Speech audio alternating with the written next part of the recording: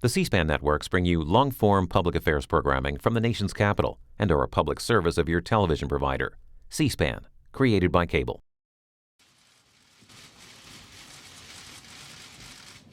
Good afternoon, everybody.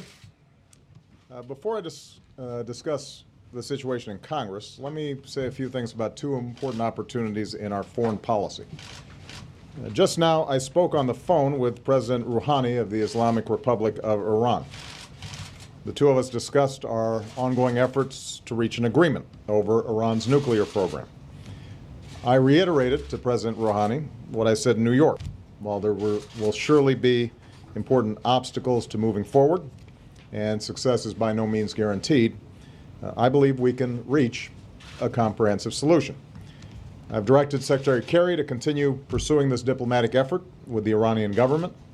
We had constructive discussions yesterday in New York with our partners, the European Union, the United Kingdom, France, Germany, Russia, and China, together with the Iranian foreign minister. Going forward, President Rouhani and I have directed our teams to continue working expeditiously in cooperation with the P5+1 to pursue an agreement.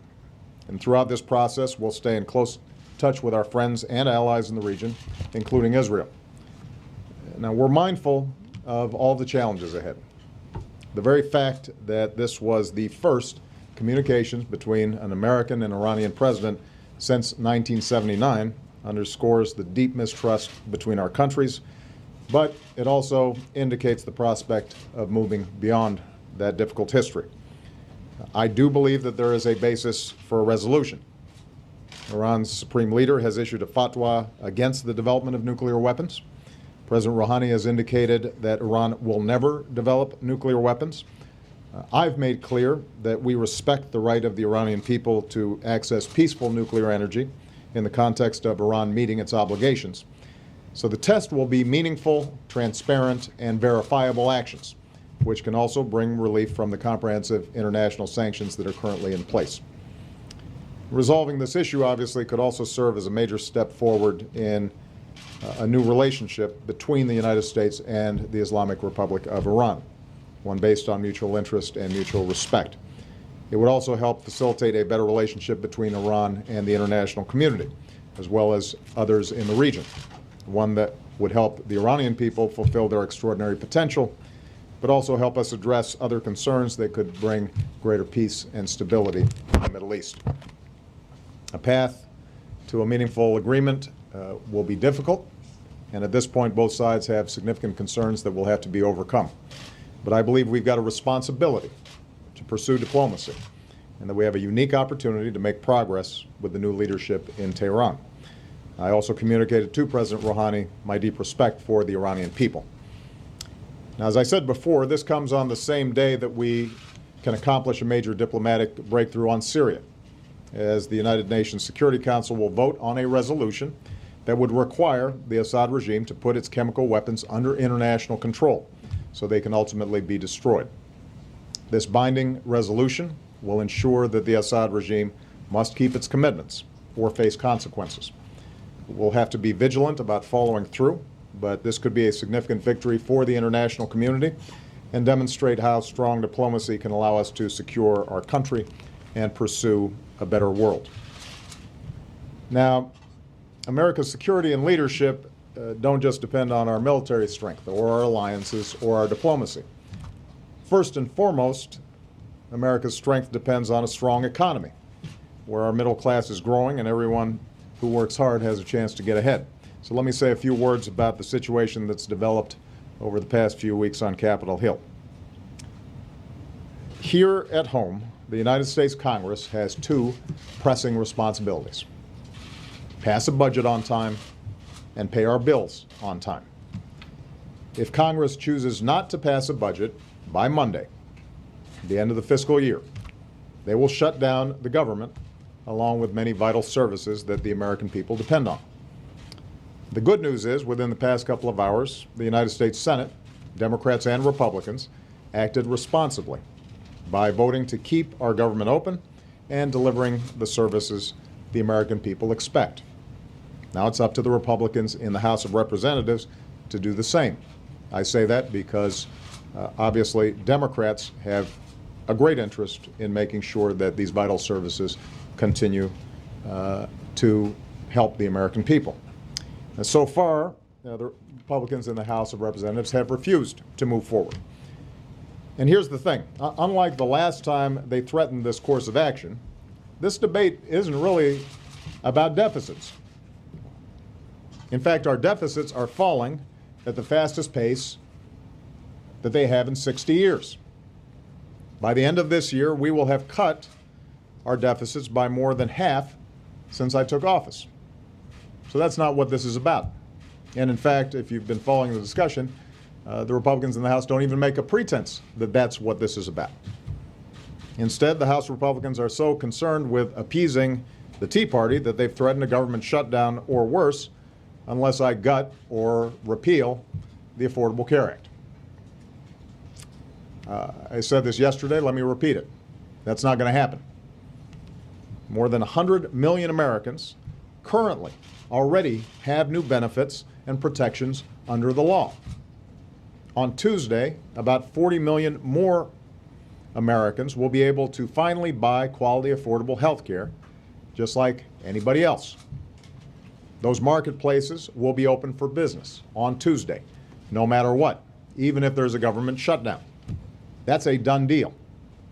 As I've said before, if Republicans have specific ideas on how to genuinely improve the law, rather than gut it, rather than delay it, rather than repeal it, I'm happy to work with them on that through the normal democratic processes.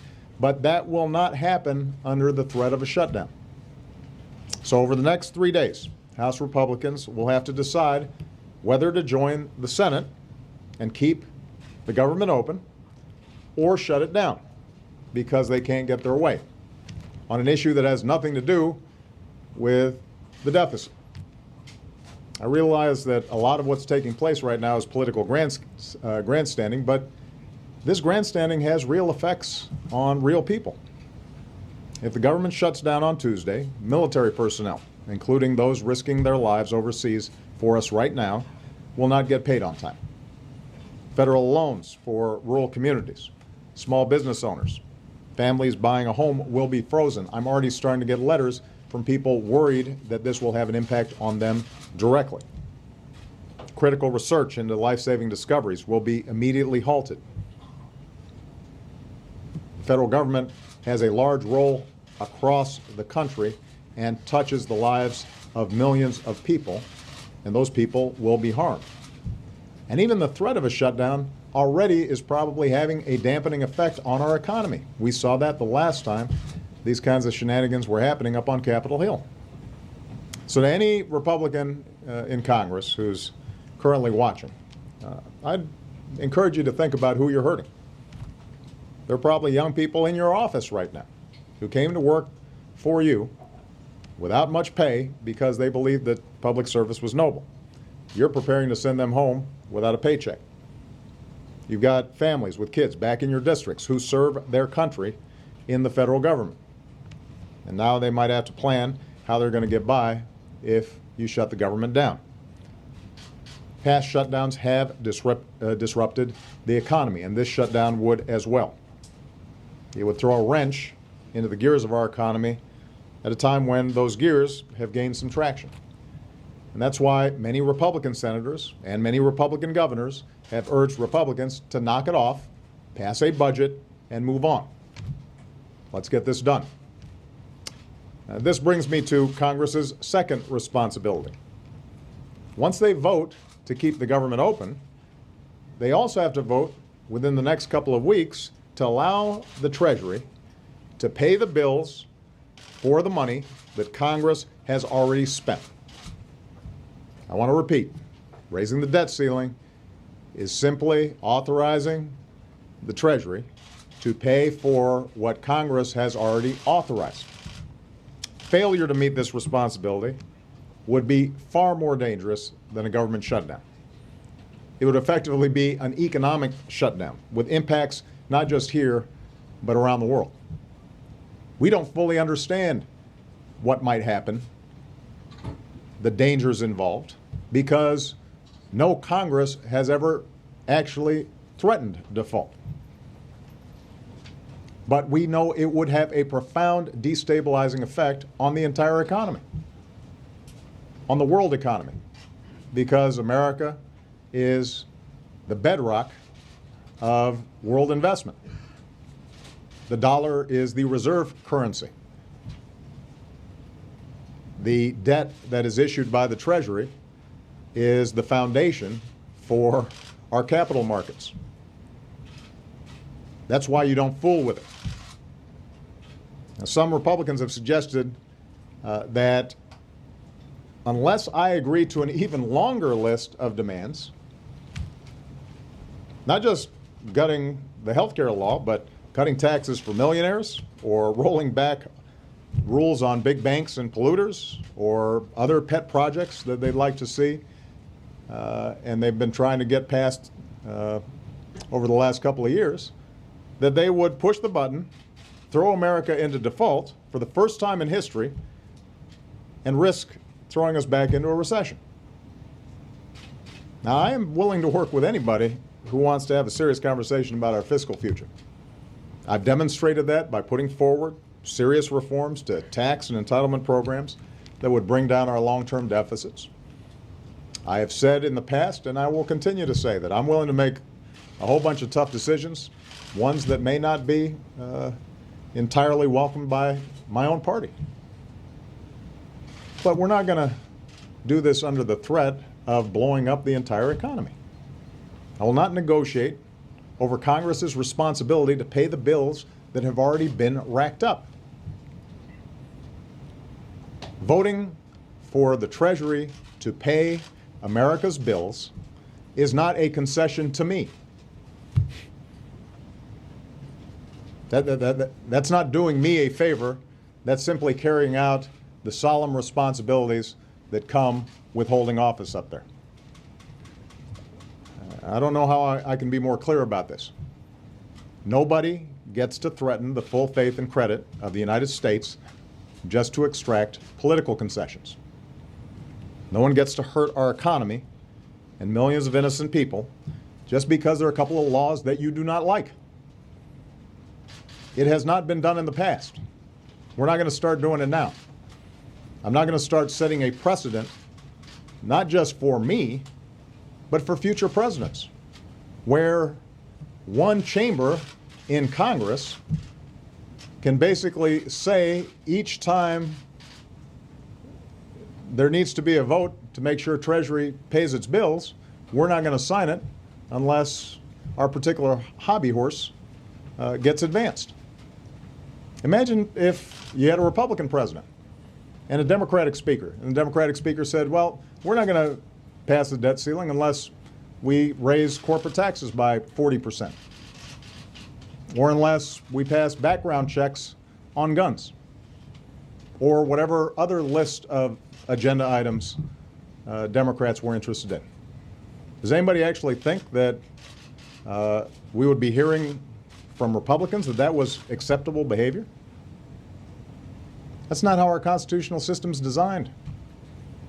We are not going to do it.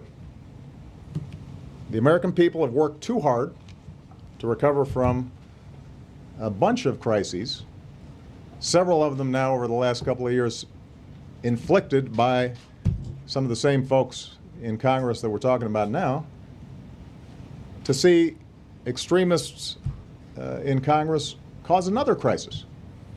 And keep in mind, by the way, this whole thing has to do with keeping the government open for a few months. The continuing resolution, the bill that's designed to avert a government shutdown, basically just funds the government for another couple months, so we could be doing this all over again. I'm sure the American people are thrilled about that. And that's why we've got to break this cycle.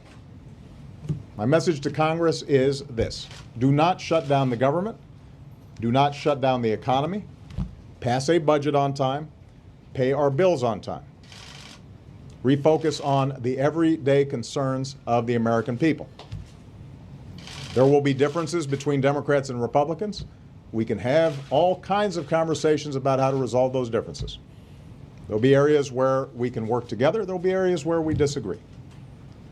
But do not threaten to burn the house down simply because you haven't gotten 100% of your way. That's not how our democracy is supposed to work.